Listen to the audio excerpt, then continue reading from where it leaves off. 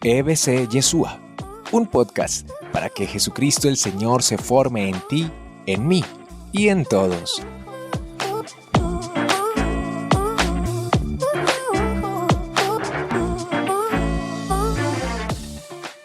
El Padre Creador, el Hijo Redentor y el Espíritu Santo que santifica y une la persona del Padre con la persona del Hijo. Y desde pequeños hemos escuchado que es un misterio.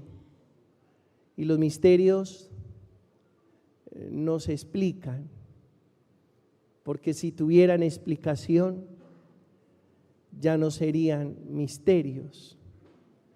Como el misterio de la encarnación, como el misterio de la Eucaristía, también el misterio de la Santísima Trinidad. Pero la idea no es hacer, una cátedra de teología en torno a la Trinidad. La idea es que compartamos muchas cosas de lo que significa Dios en nuestra vida. La primera, dejar trabajar a Dios en nosotros para luego mostrar a Dios. Y es lo primero. Tal vez esto pueda resumir, sintetizar lo que significa nuestra experiencia de Dios. Yo lo dejo trabajar dentro de mí y luego Él se me va a notar, lo van a ver, no hay otra opción. Pero para que se me note, es decir, para mostrarlo, manifestarlo, expresarlo, revelarlo, necesito dejarlo trabajar en mí. Y claro, ustedes preguntarán, ¿cómo deja trabajar uno a Dios? Bueno, hay que aprender a lidiar con eso que llamamos el ego. Solamente quien aprende a lidiar con el ego deja trabajar el amor en su interior. Y el amor es Dios, porque ya Juan nos lo ha dicho, Dios es amor. ¿Y qué hacía Jesús? Fray Marcos Rodríguez, de la Orden de los Predicadores dominico, de nacionalidad española, de una manera coloquial dice que Jesús se levantaba todas las mañanas a barrer el ego de su corazón. Y a barrer el ego de su corazón para dejar que Dios trabajara plenamente en él. Y precisamente porque Jesús dejó trabajar a Dios plenamente en él, él manifestaba y revelaba a Dios. Felipe le dijo, muéstranos al Padre y nos basta. Y Jesús respondió, hace tanto tiempo que estoy con ustedes y no me conocen. El que me ha visto a mí, ha visto al Padre. ¿Cómo dices, Felipe, que te muestre al Padre? Y que seamos como una pecera. La pecera permite que se vean los peces. Y nosotros estamos llamados por transparencia, permitir que Dios se nos note, se nos vea Dios. Pero para que se nos note Dios, para poder mostrar a Dios, es necesario dejarlo trabajar. Y barrer el ego significa deshacernos de varias cosas. Por ejemplo, de nuestras pretensiones. Por ejemplo, de nuestras prevenciones. Por ejemplo, de nuestras preocupaciones. Por ejemplo, de nuestros apegos. Por ejemplo, de nuestras apariencias. Por ejemplo, de nuestras comparaciones. por ejemplo, de querer estar siempre compitiendo. Todo eso es del ego. Competir, compararse, prevenirse, preocuparse, pretender, todo eso es del ego. Y hay que barrer todo eso. ¿Para qué? Para dejar trabajar a Dios. Y si dejas trabajar a Dios, luego mostrarás a Dios. Fue lo que hizo Jesús.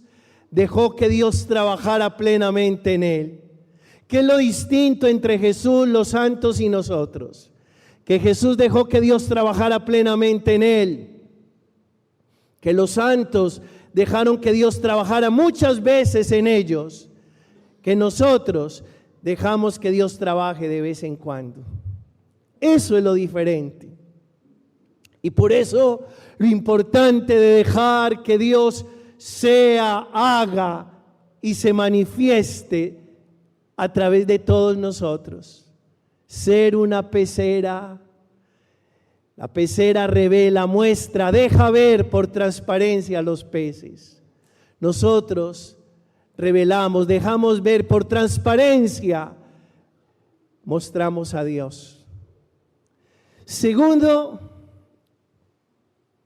estamos llamados a encontrar a Dios, no en la historia ideal, sino en la historia real. De repente a nosotros nos fabrican o nos prefabrican una historia ideal, pero a Dios se encuentra no en esa historia ideal, sino en la historia real. Es decir, no en las nubes, sino en la tierra, no en los libros, sino en la vida, no solo en la iglesia, sino en la casa, en la familia, en el trabajo. Di después de mí, no en las nubes, sino en la tierra. No en los libros, sino en la vida. No solo en la iglesia, sino en la casa. Y ahí, hermanos, vamos descubriendo a Dios, porque el que tenga una experiencia de Dios que solo define como realidad operante en el templo, tiene una experiencia de Dios muy pobre,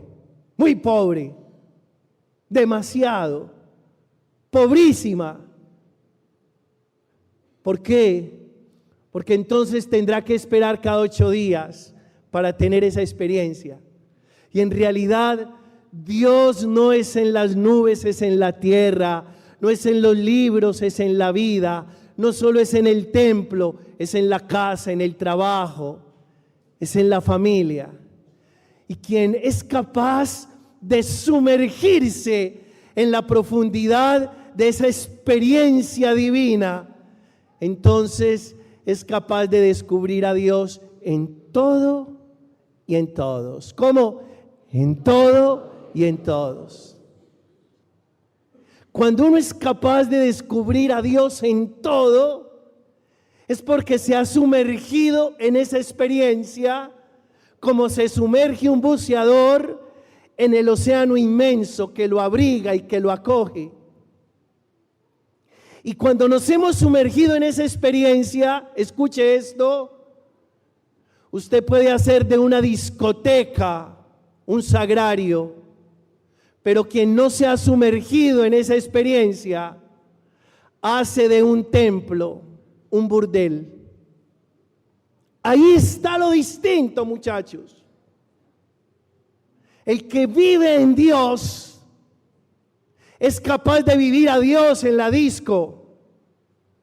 El que no vive en Dios no es capaz de vivir a Dios en el templo. No es capaz. Y por eso el interés profundo de una espiritualidad que logre arropar toda la realidad, para superar esa disociación, esa ambigüedad, esa dicotomía, esa división Que podamos vivir a Dios en la cancha de fútbol, pero también en la central mayorista mientras vendemos las verduras o vendemos el grano. Que podamos vivir a Dios en la calle, también con los amigos, también con los hermanos, también en la casa, también en la playa, en todas partes. Es sumergirse en las profundidades de esa experiencia infinita que se llama Dios. Tercero, hay dos clases de Dios: el Dios que nos creó y el Dios que hemos creado. Y puede que esto suene un poco estridente, pero no tengo temor a decírselos. A veces las estructuras religiosas crean un Dios distinto al que nos creó.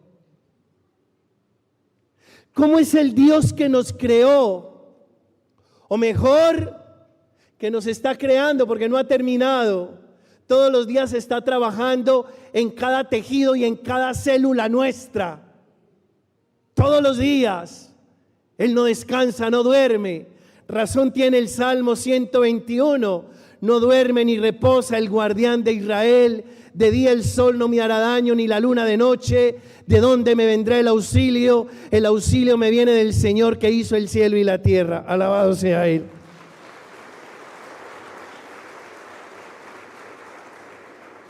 El Dios que nos creó, que nos está creando, es un Dios solidario, de amor incondicional, que nos defiende, que nos protege, que nos alivia, que nos incluye y que se preocupa por nosotros. El Dios que nosotros hemos creado es un Dios que condena, que premia, que castiga, que juzga, que ama condicionalmente, que a unos les hace milagros y a otros no, que se preocupa más de unos que de otros. Ese es el Dios que nosotros hemos creado. Y por eso, hermanos, si alguno de los que están aquí vino por miedo al castigo o buscando un premio, párese y váyase para la casa, porque aquí no es. ¿Y saben por qué? Porque Dios no nos ama porque vengamos aquí. Así no vengamos, Él se está muriendo de amor por nosotros, porque su amor es incondicional y su amor no depende del manejo nuestro. Pero nos enseñaron eso desde pequeños, que si no nos manejábamos bien, el niño Jesús no nos traía. ¿Cómo es posible que una niña rica no les traiga el niño Jesús? Pueden hacer lo que les dé la gana y el niño Jesús les va a traer. Y les va a traer mejor que a los que se manejan tan bien. ¿Por qué? Porque el amor de Dios no depende del manejo nuestro. Porque el amor de Dios es incondicional. Padre, entonces no vale la pena. Si a usted le parece que no vale la pena, decida en quién va a creer, pero el Dios en quien nosotros creemos es un Dios que ama no por lo que nosotros somos, sino por lo que Él es. Alabado sea Él. Y puede que alguno saque la conclusión, bueno, si la cosa es así, entonces no me voy a manejar bien, voy a hacer con mi vida lo que le da la gana. No es problema de Dios, es problema suyo. Y paso al cuarto punto. Porque nuestra experiencia de Dios tiene que ir más allá de la ética. Independiente de que usted sea un creyente y uno sea un creyente, tiene que portarse a la altura como un verdadero ser humano, independiente. Porque Dios no está en tu vida para castigarte o para premiarte. Está en tu vida para darle sentido, resorte esperanzador a tu historia. ¿Y saben por qué, hermanos? Porque después de 54 años de vida y de 30 años de vida sacerdotal, puedo sacar esta conclusión: Dios es lo único capaz de darle resorte profundo y existencial a mi vida. No hay otra manera, no hay otra realidad, no hay otro ser, no hay nada que sea capaz de hacerlo. Y ustedes saben que es así. Saben que es así. Porque el que vive en Estados Unidos se quiere venir a vivir a Colombia.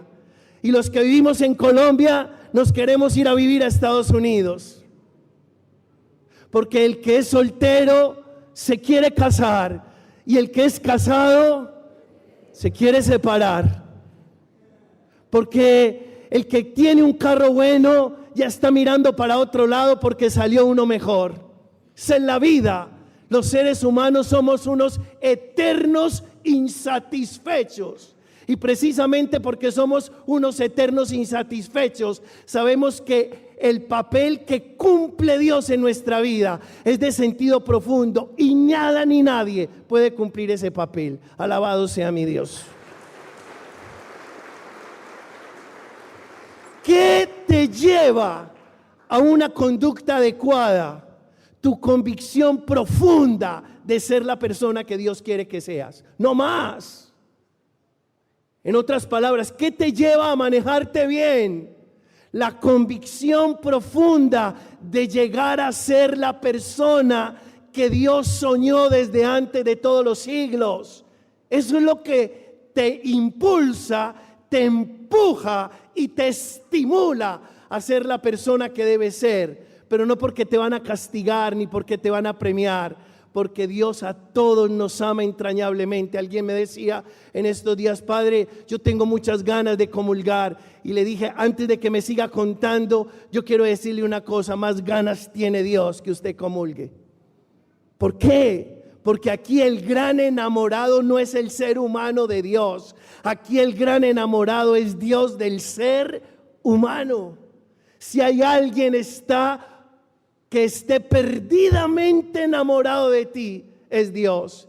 Y si hay alguien que esté trabajando en cada uno de tus tejidos y en cada una de tus células, aunque tú no te enteres, aunque tú no creas, aunque tú no lo quieras, es Dios.